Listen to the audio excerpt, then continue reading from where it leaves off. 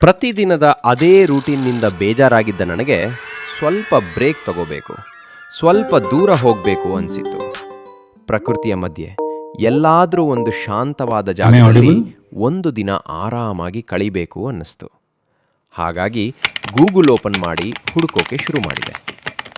ಬೆಂಗಳೂರಿನಿಂದ one day trip, Bengaluru ಹತ್ತಿರ of beet nature places, ಹೀಗೆ ಒಂದಷ್ಟು ಸರ್ಚ್ ಮಾಡಿದೆ. ಆದರೆ ಎಂದಿನ ಹಾಗೆ ಅದೇ ಜಾಗಗಳೇ ಮತ್ತೆ ಮತ್ತೆ ಬರೋಕೆ ಶುರುವಾಯಿತು. ಕೆಲವು ಜಾಗಗಳಿಗೆ ನಾನು ಆಗಲೇ ಹೋಗಿದ್ದೆ, ಇನ್ನು ಕೆಲವು ಜಾಗಗಳನ್ನು ಆನ್ಲೈನ್ನಲ್ಲೇ ನೋಡಿದ್ದೆ. ನಿಜ ಹೇಳಬೇಕಂದ್ರೆ ಅವುಗಳಲ್ಲಿ ಹೆಚ್ಚಿನವು ಈಗ ಆಫ್ ಬೀಟ್ ಅಂತ ಅನಿಸೋದೇ ಇಲ್ಲ. ಹಾಗಾಗಿ ಸರ್ಚ್ ಮಾಡ್ತಾನೇ ಇದ್ದೆ. ಆಮೇಲೆ ಅಷ್ಟಾಗಿ ಎಕ್ಸ್ಪ್ಲೋರ್ ಆಗದ ಜಾಗಗಳು ಅಂತ ಹುಡುಕಿದೆ. ಆಗ ಒಂದು ಹೆಸರು ಸಿಕ್ಕಿತು. ನಾನು ಅದನ್ನು ಹಿಂದೆ ಯಾವತ್ತೂ ಕೇಳಿರಲಿಲ್ಲ. ಧೊಂಡೆನ್ ಲಿಂಗ್. ಇಷ್ಟು ಸಾಕಲ್ವಾ?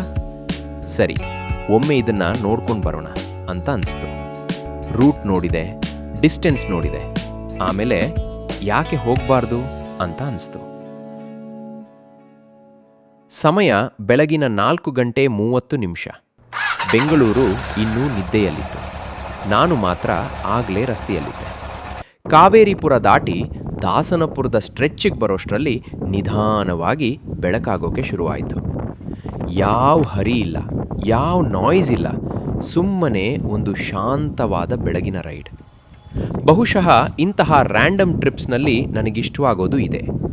ನಾವು ಒಂದು ಡೆಸ್ಟಿನೇಷನ್ ಇಟ್ಕೊಂಡು ಹೊರಡ್ತೀವಿ, ಆದರೆ ದಾರಿಯಲ್ಲಿ ಏನು ಸಿಗುತ್ತೆ ಅನ್ನೋದು ಮೊದಲೇ ಗೊತ್ತಿರಲ್ಲ.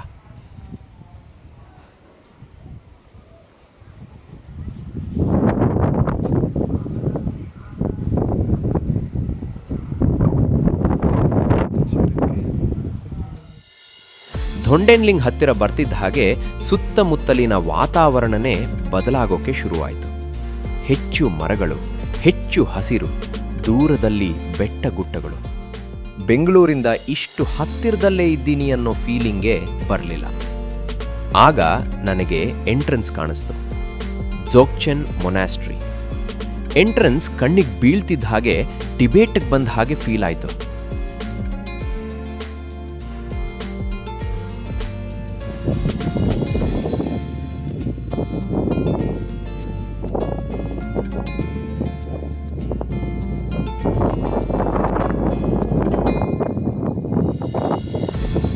ಆಮೇಲೆ ನನ್ನ ಕಣ್ಣಿಗೆ ಬಿದ್ದಿದ್ದು ಈ ದೊಡ್ಡ ಬುದ್ಧ ಸ್ಟ್ಯಾಚ್ಯೂ. ಇನ್ನು ಕನ್ಸ್ಟ್ರಕ್ಷನ್ ನಡೀತಿತ್ತು. ಕಂಪ್ಲೀಟ್ ಆದಮೇಲೆ ಈ ಗೋಲ್ಡನ್ ಬುದ್ಧ ಸುಮಾರು 113 ಅಡಿ ಎತ್ತರ ಇರುತ್ತಂತೆ. ನನಗೆ ಹಸಿವಾಗೋಕೆ ಶುರುವಾಯಿತು. ಹಾಗಾಗಿ ಡಿಯರ್ ಕ್ಯಾಫೆ ಮತ್ತು ರೆಸ್ಟೋರೆಂಟ್ಗೆ ಹೋದೆ. ಮೋಮೋಸ್, ತಿಂಗ್ಮೋ ಮತ್ತು black current ice cream order ಮಾಡಿದೆ.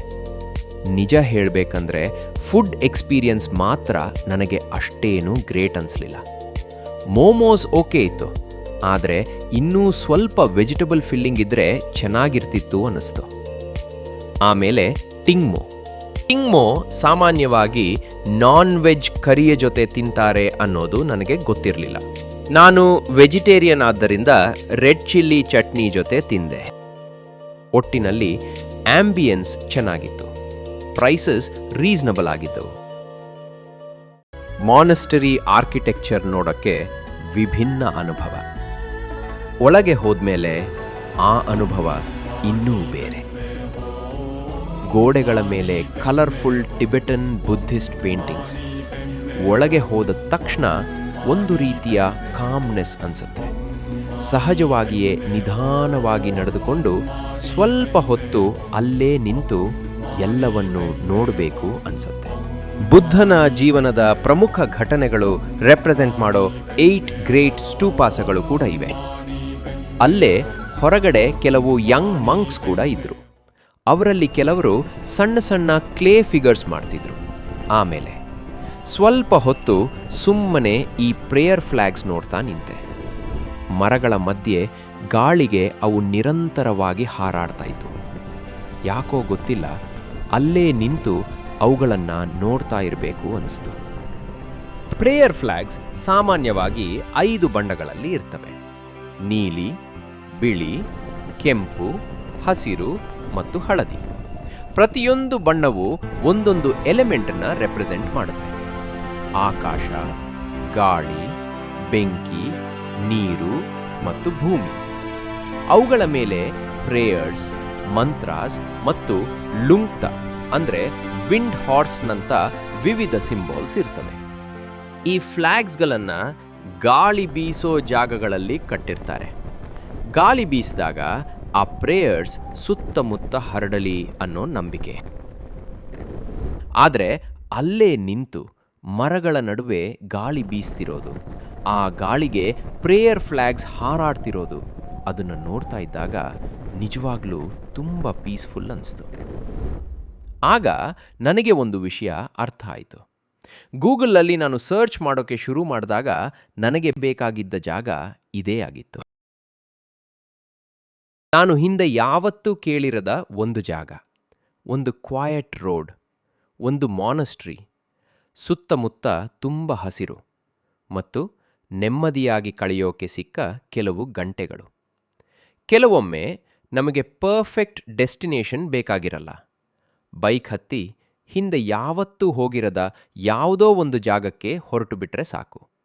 ಯಾಕಂದರೆ ಕೆಲವೊಮ್ಮೆ ನಾವು ಹುಡುಕಿಕೊಂಡೇ ಹೋಗದಿದ್ದರೂ ನಮಗೆ ಗೊತ್ತೇ ಇಲ್ಲದಿದ್ದ ಒಂದು ಜಾಗವನ್ನು ಹೋಗಿ ಕಂಡುಕೊಳ್ತೀವಿ.